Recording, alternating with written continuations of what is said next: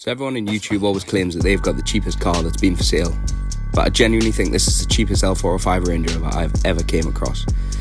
At £2,000 as a non-runner with potential engine failure, let's take this task on and see what's lying ahead of us. First things first, before we even start the vehicle, I removed the oil filter, and that is the nastiest oil filter I have ever seen. After checking the service book, it looked like this Range Rover hadn't actually had a service in 5 years, so no wonder there was potential engine damage.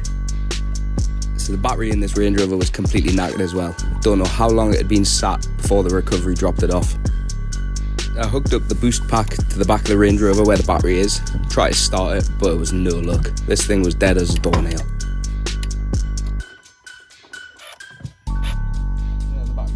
So the next weekend we hooked up some power from the Disco 4, see if we could get this thing starting and see what it sounded like.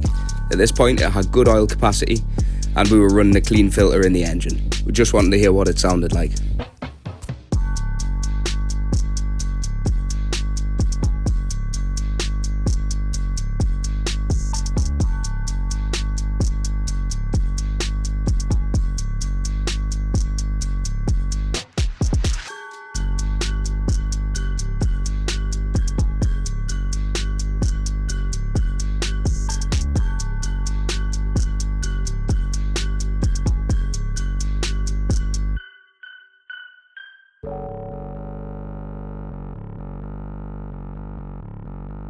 With some power from the D4, we managed to get the mighty 4.4 started, but it didn't sound good.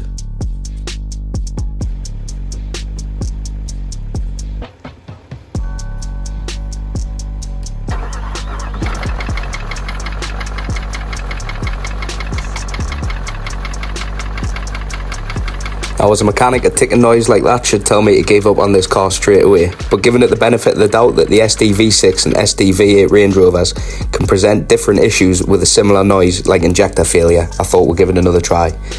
As well as that, after a new battery was put on, we had a warning for a full exhaust filter. So the next thing to do was get the exhaust filter out and see what was going on. After driving the Range Rover all the way up the other end of the yard to somewhere where we could work on it, we started pulling the DPF out, draining the oil and flushing it through with fresh oil to give it a fighting chance. Another new oil filter went in the Range Rover, nice and clean, and still no metal in the oil filter housing or in the oil itself. As well as that, we removed the throttle body to clean out some of the carbon that was built up inside it. Now, we didn't mess about here and we knew that the DPF would probably have to be replaced anyway, so we knocked it out and reset the DPF values. After starting it with the DPF out, it was more bad news.